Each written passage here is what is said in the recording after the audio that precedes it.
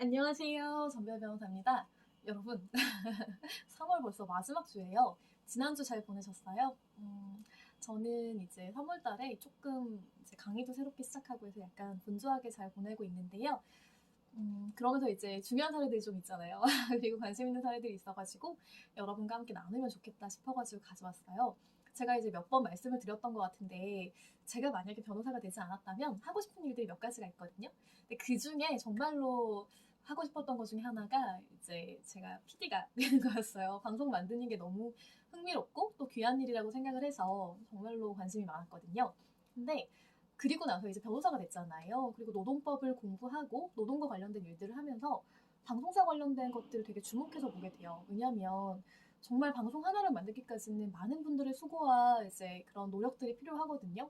네, 그분들이 워낙 뭐 작가분들도 계시고 이제 PD분들도 계시고 여러 가지 뭐 기술직 하시는 분들도 계시고 앵커나 여러 방면에서 일하시는 많은 엔터테이너 분들이 계시잖아요. 그러다 보니까 이분들이 이제 근로 형태라든지 계약이나 여러 가지가 너무 달라요. 그러다 보니까 어떻게 보호할 것인가, 그리고 회사 입장에서는 또 어떻게 잘 이끌어갈 것인가, 이런 부분에 관한 논의가 정말 많아요.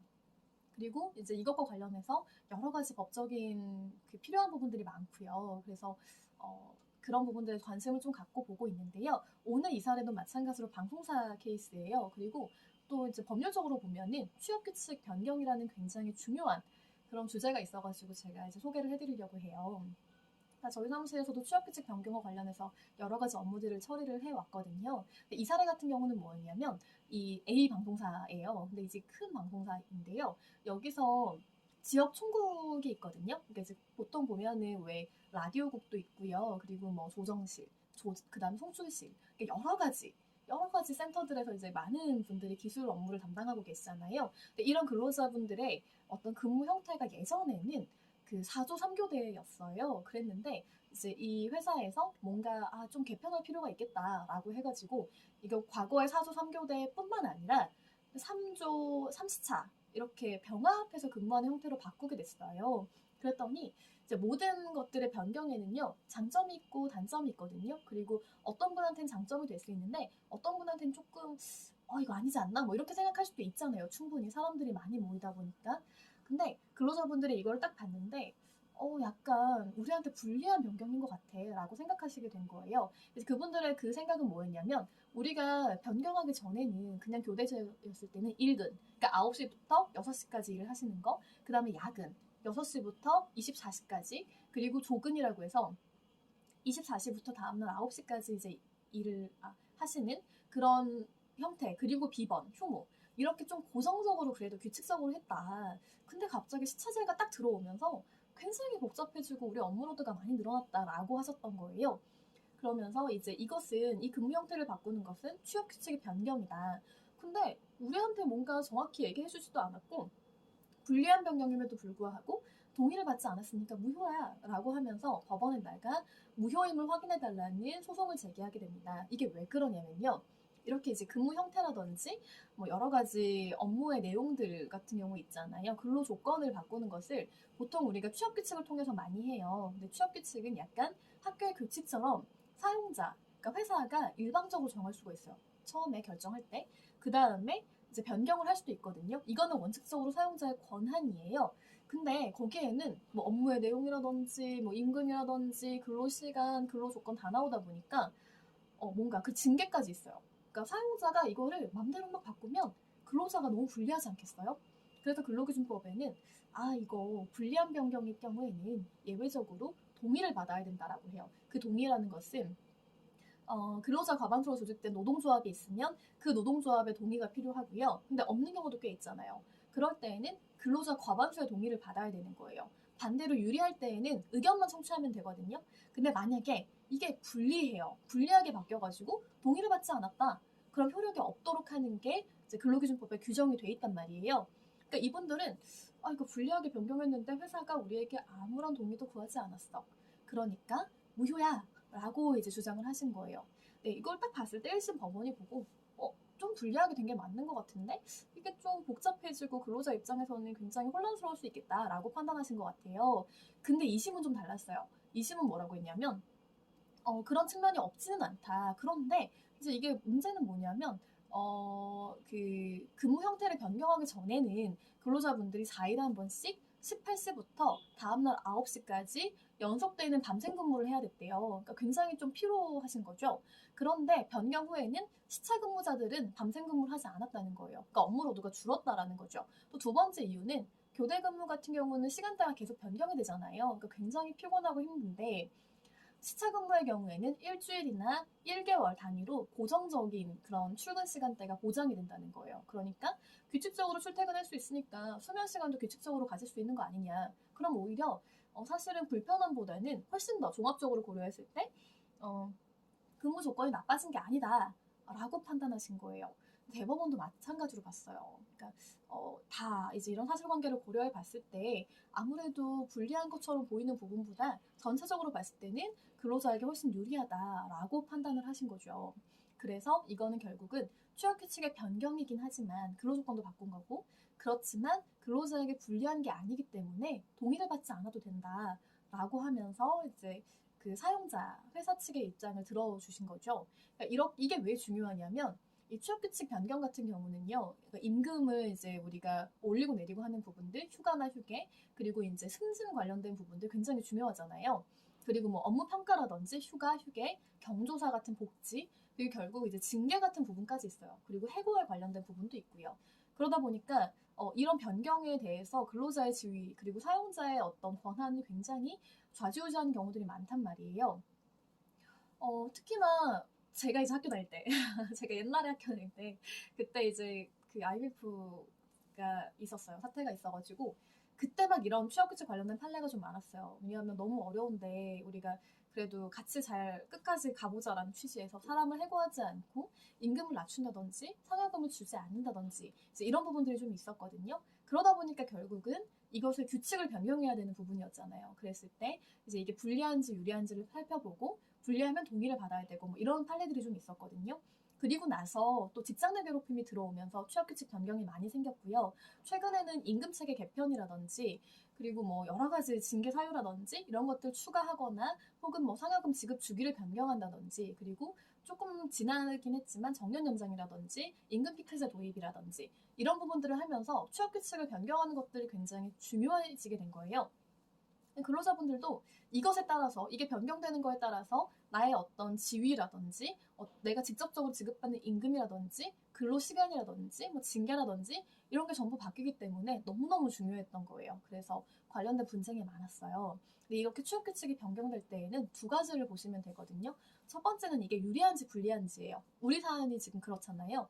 그래서 보통 이제 유리한지 불리한지를 평가할 때에는요, 원칙적으로는 전체 근로자를 대상으로 해요. 그 전체 근로자에게 그 취업 규칙이 적용이 됐을 때 그러면 분명히 어떤 분한테는 유리하고 어떤 분한테는 불리할 수 있거든요. 근데 그럴 때 원칙적으로는 전체를 불리한 것으로 봐요.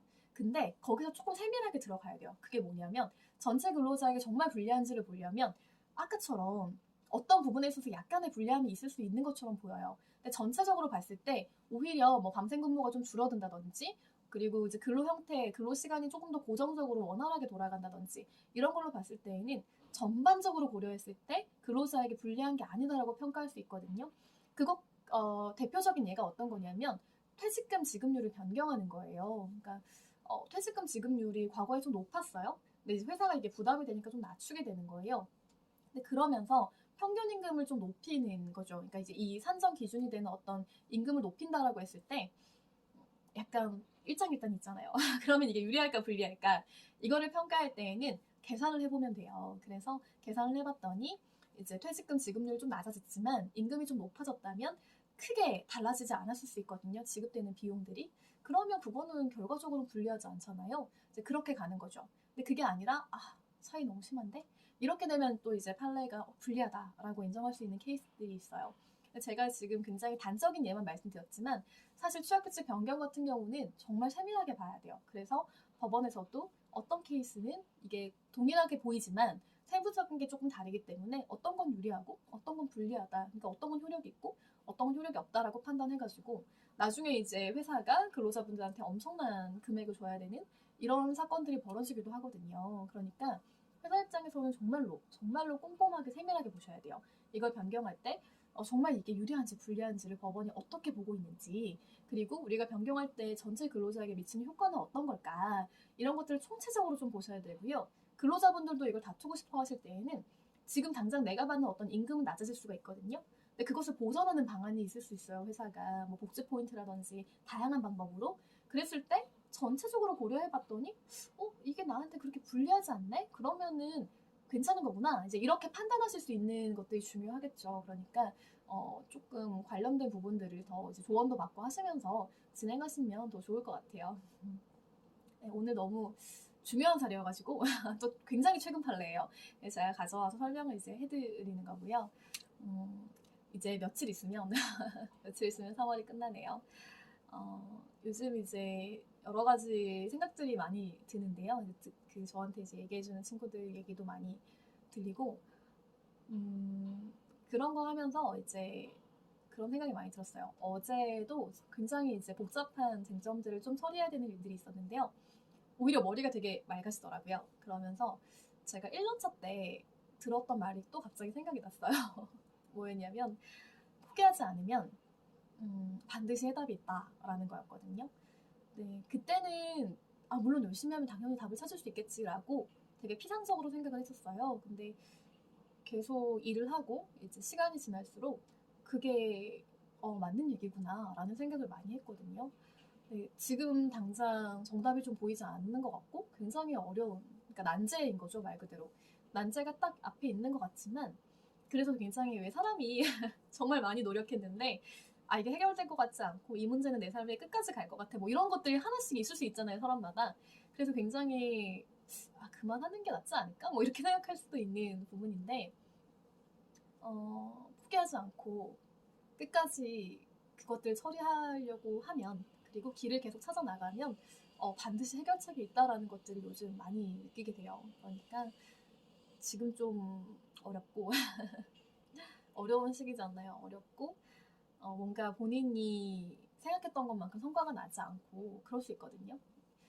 그럴 때라도 딱 한 걸음 더 나가는 그게 되게 중요하다는 생각을 많이 했어요. 그러니까 지금 이 시기에 포기하면 정말 아무것도 이룰 수 없지만, 그 한 걸음을 내딛었을 때 그때 다른 세계가 열릴 수 있겠구나, 이제 그런 생각을 많이 해서 여러분께 그 말씀을 좀 드리고 싶었어요. 그리고 이제 전 교회를 다니니까 저희 목사님이 되게 자주 하시는 말씀인데요. 헬렌 켈러가 그런 말을 했다고 하더라고요.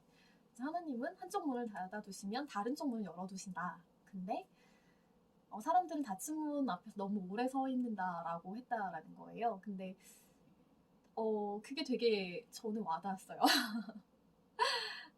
지금 약간 어려우신 분들 많잖아요. 그러다 보니까 자기 어려움이 너무 커 보일 수밖에 없고, 다른 문? 이런 게 당연히 안 보일 것 같아요. 안 보이지만, 생각보다 가까이에 열려있는 다른 문이 있을 수 있다는 생각이 많이 들었어요. 그러니까, 한번 같이 여러 가지 방법을 찾아갈 수 있었으면 좋겠다, 이제 그런 생각이 들어서 여러분께 말씀을 드립니다.